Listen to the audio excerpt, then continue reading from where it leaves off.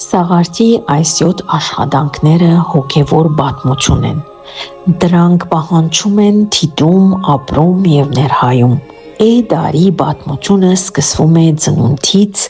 Էյդարի առաջին սկզբնական փուլը, որտեղ արտացոլվում է հոգևոր ճանապարհի սկիզբը։ Այն ներկայանում է որպես առաջին շունչ, լույսի առաջին գայծ։ Ունկնդրում, երբ հնչյունը դեռ խոնարհ է, բայց արդեն ներկայություն ունի։ Խորություն, որտեղ գույները մտնում են,